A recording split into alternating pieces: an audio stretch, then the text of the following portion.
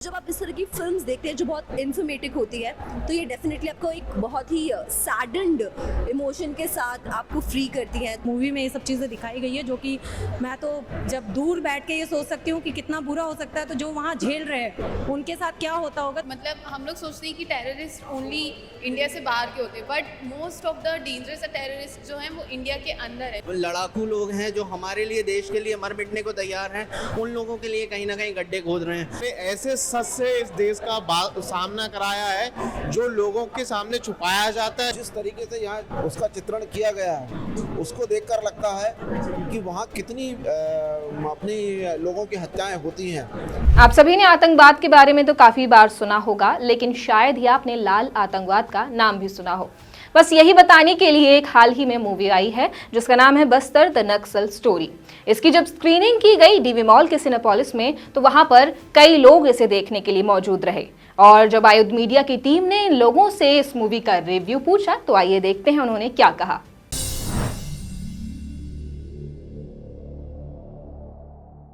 सबसे पहले तो मैं बधाई देना चाहूँगी इंदिरा तिवारी को, जो इसकी वन ऑफ द लीड्स थी फिल्म में। वो भोपाल शहर से हैं। We are so proud of you Indira. और दूसरी बात ये है कि मैं सब्जेक्ट के ऊपर कुछ बात करना चाहूँगी। पॉइंट ये है कि देखिए, यहाँ पर बात हो रही है माओइज्म के ऊपर। मैं इस देश का यूथ, और यहाँ पर हम पैरेलल रियलिटी बता रहे हैं दूसरे यंगस्टर्स की जो जंगल्स में रहते हैं। मेरी रियलिटी ये है कि मैं अभी एक मॉल में खड़ी हूँ, मूवी देख रही हूँ, हील्स पहना है, मेकअप किया हुआ है, हाथ में आईफोन है। वहीं दूसरा सेम एज ग्रुप का एक स्लॉट है जो जंगल्स में रहता है, जो अपने एजुकेशन के लिए फाइट कर रहा है, जो अपनी रोजी रोटी के लिए फाइट कर रहा है। तो जब आप इस तरह की फिल्म्स देखते हैं जो बहुत इन्फॉर्मेटिव होती है, तो ये डेफिनेटली आपको एक बहुत ही सैडेंड इमोशन के साथ आपको फ्री करती है। तो it's my takeaway from the movie. अब देखिए, मुझे ऐसा लगता है कि एंटरटेनमेंट तो हर जगह हो सकता है, बस इंसान की मेंटलिटी पर डिपेंड करता है कि वो अपना एंटरटेनमेंट किन चीज़ों में देखता है। मेरा ये मानना है कि मैं जब भी कोई मूवी देखने आती हूँ तो पर्टिकुलर मैं उसकी स्टोरी और उसकी चीज़ों पे फोकस करती हूँ। सो मेरा एंटरटेनमेंट ये रहता है कि वो किस लिए बनी है और हमें क्या दिखाया जा रहा है। इस मूवी में भी ऐसे ही कुछ है कि जहाँ हम नहीं जा सकते या जिस चीज़ों से हम बिलोंग नहीं करते, वहाँ पे हम पहुँच के या नहीं पहुँच के मूवी के माध्यम से हम उन चीज़ों को जान सकते हैं। और उनके बारे में जब कभी अगर कोई थॉट निकलता है तो हम अपनी आने वाली जनरेशन से ये चीज़ शेयर कर सकते हैं कि आप इन चीज़ों को ब्रेन वॉश में ना लेके जाएं। क्योंकि आज की दुनिया में कोई भी इंसान, जैसे मैंने अगर आपको कोई चीज़ बताई है पॉजिटिव वे में, तो उसका नेगेटिव पहले से तैयार होगा। मेरा मानना है कि हर इंसान को एक पॉजिटिव थिंक लेके चलना चाहिए।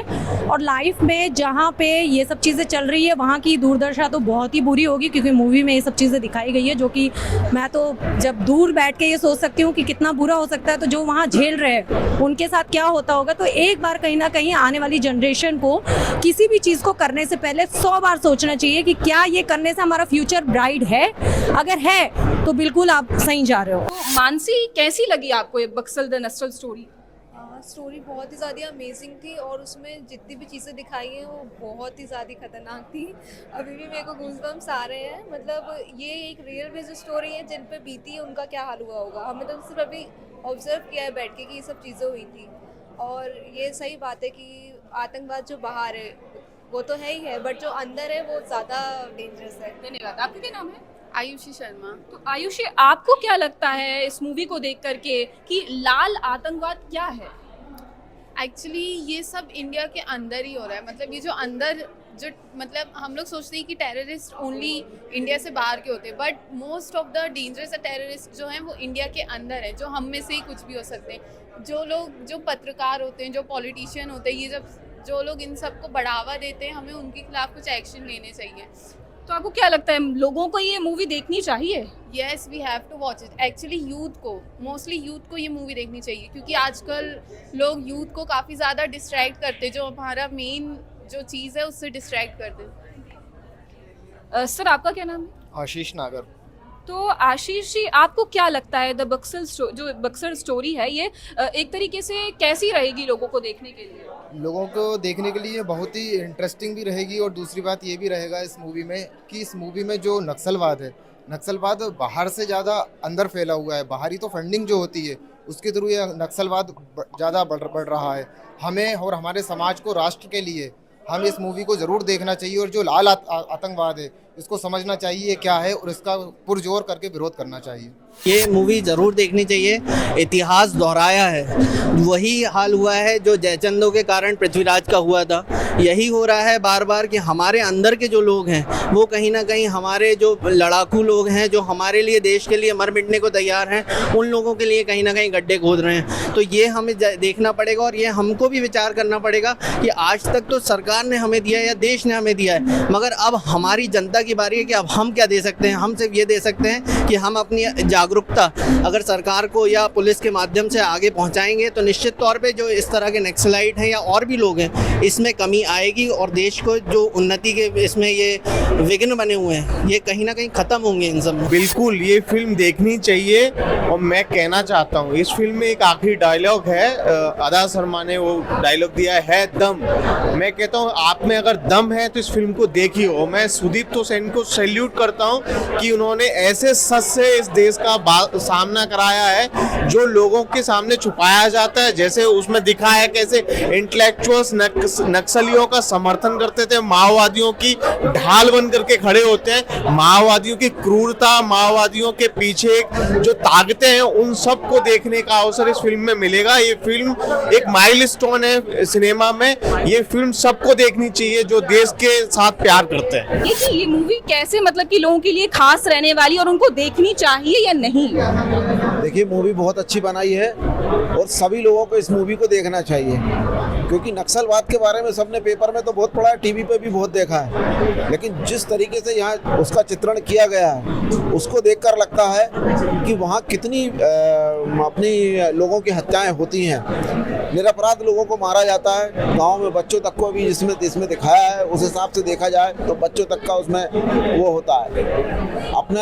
अपने सोर्सेज जो अपने पुलिस फोर्स है, अपनी आर्मी है, इनके लोगों को भी, निरपराध लोगों को इनको भी मारा जाता है। सबसे अच्छा जो इसमें दिखाया गया वो है अर्बन नक्सल वाला।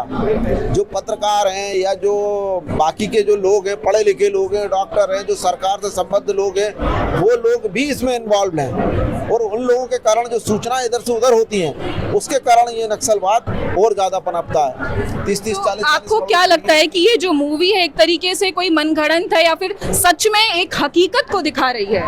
नहीं, देखिए उन्होंने एक चलचित्रण तो करा है लेकिन यह वास्तव में वहाँ की हकीकत है, क्योंकि उनके पास इतने आधुनिक हथियार कहाँ से आते हैं, उनके पास इतना पैसा कहाँ से आता है, वो एक स्टेट से दूसरे स्टेट चले जाते हैं, इतनी सूचनाएं उनके पास कहाँ से आती हैं। तो ये जो नक्सलवाद के साथ साथ जो अर्बन नक्सलवाद है ये बहुत गंभीर है देश के लिए और इसीलिए इस मूवी को सबको देखना चाहिए।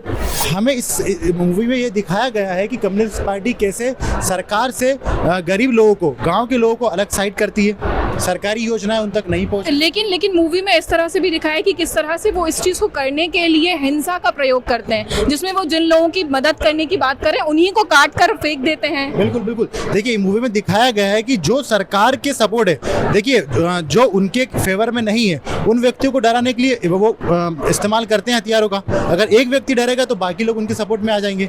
जो सरकार से ना जुड़ा है, सरकार की सुविधाएं ना ले पाए, सरकार के हॉस्पिटल में ना जा पाए, सरकारी सुविधा का यूज़ ना कर पाए, वो उनके इशारों पे चले, इसलिए वो डराने का काम भी करते हैं। तो सर आपको क्या लगता है ये मूवी जिस तरह से सर ने कहा कि लोगों को जागरूकता वाली जो चीज़ है सब लोगों को जागरूक होना चाहिए, तो ये क्या मूवी लोगों को उस चीज़ को लेकर जागरूक कर रही है? देखिए मूवी तो जागरूक कर ही रही है, बल्कि अपने अंदर भी एक आत्मविश्वास और कॉन्फिडेंस होना चाहिए। मैं आपके इस न्यूज़ के माध्यम से सबको ये नोटिस भी देना चाहता हूँ कि देखिए एक एंटरटेनमेंट के पर्पज़ से देखो या फिर किसी भी पर्पज़ से आप मूवी देखो या फिर न्यूज़पेपर पढ़ो, लेकिन अपने अंदर भी एक कॉन्फिडेंस होना चाहिए, अपने अंदर भी पॉजिटिविटी होनी चाहिए। 1967 से 2010 तक और करंट में भी कुछ ऐसी अपने इधर स्टेट्स हैं, उस डिस्ट्रिक्ट्स में ऐसी सिचुएशंस लोग सिविलियंस झेल रहे हैं, तो उन सब के अंदर भी आत्मविश्वास होना चाहिए। गवर्नमेंट हो या जो भी यूनियंस हो या जो भी ऑर्गेनाइजेशंस हो वो अपने स्तर पे काम करते हैं, अपने आत्म स्तर पे भी लोगों को काम करना चाहिए। तो अभी आपने देखा कि तमाम लोगों की इस मूवी को लेकर के क्या राय है। अब आप समझ ही गए होंगे कि मूवी काफ़ी ज़्यादा एंटरटेनिंग भी है और इन्फॉर्मेटिव भी काफ़ी ज़्यादा है। तो अगर आपको भी ऐसा लगता है कि ये मूवी आपके लिए बनी है तो आप बिल्कुल इस मूवी को देखने जाएं। इसके साथ में ही मैं सोनम शर्मा आपसे अलविदा लेती हूँ। आपका बहुत बहुत धन्यवाद। अगर अभी तक आपने हमारे चैनल को सब्सक्राइब नहीं किया है तो तुरंत कर दीजिए।